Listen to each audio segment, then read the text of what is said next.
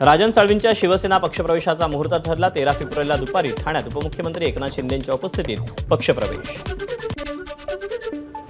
राजन साळवींच्या जवळचे सर्व कार्यकर्ते शिवसेनेत येत आहेत, त्यामुळे एकनाथ शिंदे सर्वांना विश्वासात घेऊन साळवींना पक्षात घेतील। मंत्री उदय सामंत यांची प्रतिक्रिया।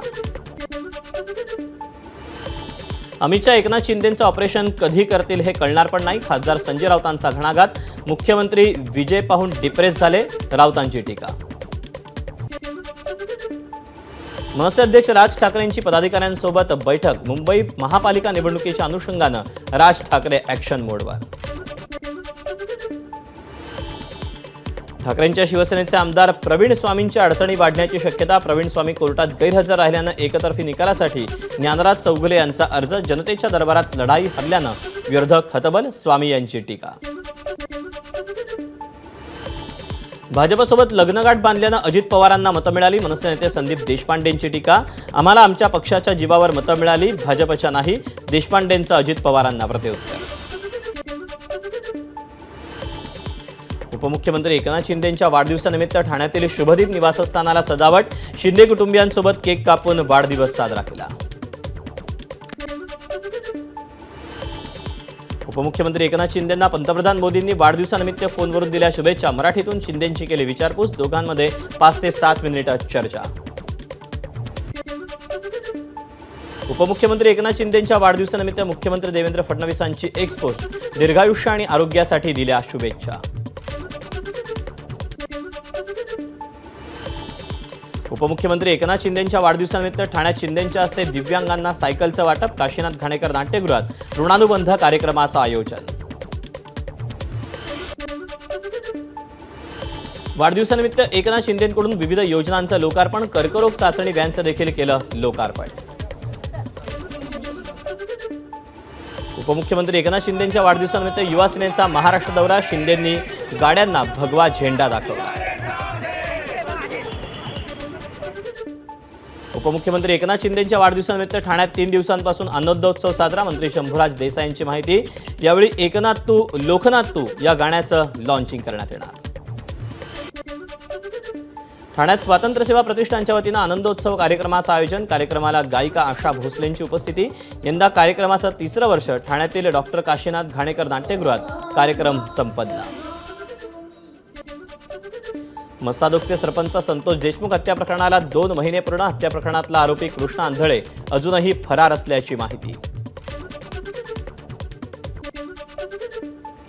सरपंच हत्या प्रकरणाला 2 महिने पूर्ण तरी एक आरोपी अजूनही मोठात। धनंजय मुंडे आणि वाल्मिक कराड एकाच नाण्याच्या 2 बाजू। आमदार सुरेश धस यांची टीका। संतोष देशमुख हत्या प्रकरणातील मुख्य आरोपीला अजूनही अटक करू शकले नाहीत। संजय राऊतांची प्रशासनावर टीका। बीडमध्ये जाऊन मुख्यमंत्री हार तुरे स्वीकारतायत, ही त्यांची मिलीभगत, राऊतांचा आरोप। संतोष देशमुख हत्या प्रकरणात राजकीय दबावामुळे कारवाई योग्य दिशेनं होत नाही, अंजली दमानी यांचा आरोप। धनंजय मुंडे राजीनामा देणार नाही तोपर्यंत तपासाला दिशा मिळणार नाही, दमानी यांचं वक्तव्य।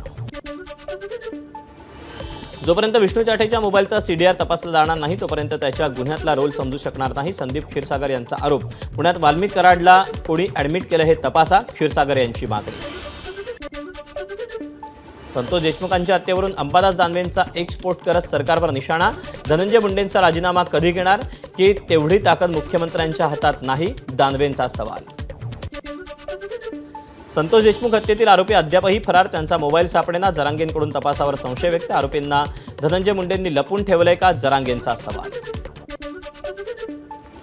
सुरेश धस यांच्या शिष्टाईनं लॉंग मार्च थांबला, मात्र संविधानाच्या प्रतिकृतीची तोडफोड करणाऱ्या समाजकंटकांवर देशद्रोहाचा गुन्हा दाखल होत नाही आणि सोमनाथ सूर्यवंशीच्या कुटुंबाला न्याय मिळत नाही तोपर्यंत लढणार, रिपाईच्या सचिन खरात यांचं वक्तव्य। महादेव मुंडे हत्या प्रकरणाचा तपास एसआयटी सीआयडी मार्फत करावा। महादेव मुंडेंच्या पत्नींची बीड पोलीस अधीक्षकांकडे मागणी। 3 दिवसांची पोलिसांना मुदत देणार, त्यानंतर पोलीस अधीक्षक कार्यालयासमोर आंदोलन करण्याचा इशारा। अभिनेते राहुल सोलापूरकरांचा आणखी एक वादग्रस्त वक्तव्य। वेदात सांगितल्याप्रमाणे डॉक्टर बाबासाहेब आंबेडकर ही ब्राह्मणच। शिवरायांनंतर आता आंबेडकरांसंबंधीच्या वक्तव्यानं सोलापूरकरांवर टीकेची झोड।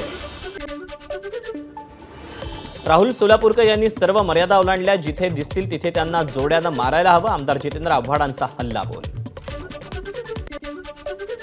पर्यावरण मंत्री पंकजा मुंडेंच्या हस्ते नाशिकमध्ये वारकरी भवनाचं लोकार्पण. नाशिकमधील पहिले वारकरी भवन आमदार सीमा हिरेंच्या पुढाकारानं उभारलं गेलं. गोपीनाथ मुंडेंनी भाजपच्या जन्मापासून काम केलं, तो पक्ष खऱ्या अर्थानं त्यांनीच उभा केला. नाशिकमधील एका कार्यक्रमादरम्यान पंकजा मुंडेंचं विधान. बच्चू कडूंच्या अडचणीत वाढ. बच्चू कडूंना बँकेच्या संचालक पदावरून अपात्र करण्याबाबतची याचिका. याचिकेवरून विभागीय सहनिबंधकांचे अध्यक्ष बच्चू कडूंना बँकेच्या संचालक पदावरून अपात्र करण्याबाबत नोटीस. बीडमध्ये नाफेडच्या सोयाबीन खरेदी केंद्राबाहेर वाहनांच्या लांबच लांब रांगा. सोयाबीन उत्पादक विक्रीसाठी दिवसरात्र केंद्राबाहेर ठाण मांडून. खरेदी केंद्र बंद केल्यानं अनेक शेतकऱ्यांचं सोयाबीनकडून. सरकारनं खरेदी केंद्राची मुदत वाढवून पुन्हा सोयाबीन खरेदी सुरू करावी, अन्यथा कृषी मंत्र्यांच्या घरावर सोयाबीन उतरणार. किसान सभेच्या अजित नवलेंचा इशारा. बनावट औषधं तयार करणाऱ्या कंपन्या तात्काळ सील करा. कृषी मंत्री माणिकराव कोकाटेंच्या सूचना. चंद्रपूरमधील आनंदवन मित्र मेळाव्यात मुख्यमंत्र्यांकडून घोषणांचा पाऊस. रुग्णांना देण्यात येणाऱ्या अनुदानात वाढ. अनुदान 2200 वरून 6000 करण्याची फडणवीसांची घोषणा. भाजप नेते किरीट सोमय्या यांनी घेतली शिवकुमार शर्मांच्या कुटुंबियांची भेट. खारघरमध्ये हेल्मेट डोक्यात घालून शिवकुमार शर्मा यांची काही दिवसांपूर्वी हत्या करण्यात आली होती. मागी गणेशोत्सवात पीओपीच्या गणेश मूर्तींचं विसर्जन करू न दिल्यानं मुंबईतील गणेशोत्सव मंडळांमध्ये आणि मूर्तिकारांमध्ये संताप. तातडीनं सर्व गणेश मूर्तींचं विसर्जन करू देण्याची मुख्यमंत्र्यांकडे मागणी. नांदेडच्या सगरोळीमध्ये राज्यस्तरीय मराठी साहित्य संमेलन. संमेलनाध्यक्ष म्हणून अच्युत गोडबोले यांची उपस्थिती. मुलाखत, कथाकथन आणि कवी संमेलन संपन्न. मुंबई पुणे द्रुतगती महामार्गावरील वाहतुकीत मोठा बदल. पनवेलहून मुंबईकडे जाणारा एक्झिट मार्ग कळंबोली सर्कलला बांधकामामुळे 11 फेब्रुवारीपासून 6 महिन्यांसाठी पूर्णपणे बंद. नागपूरच्या नंदनवर पोलिसांकडून शाळकरी मुलींची छेड काढणाऱ्याला अटक. शाळेसमोरील दुकानात बसून येणाऱ्या जाणाऱ्या मुलींची छेड काढत होता. साताऱ्याच्या कोणवे गोळीबार प्रकरणातील संशयित आरोपींचं घर अज्ञातांकडून पेटवण्याचा प्रयत्न. घटनेनंतर पुन्हा एकदा परिसरात भीतीचं वातावरण. नंदुरबारच्या धडगामध्ये पोस्ट ऑफिस कर्मचाऱ्यांचा गैरकारभार. 1,500हून अधिक आधार कार्ड उघड्यावर फेकल्याची घटना. मुंबईच्या साकीनाका पोलिसांची लखनौमध्ये एमडी ड्रग्ज विरोधात कारवाई. 5 किलो 500 ग्रॅम एमडी जप्त.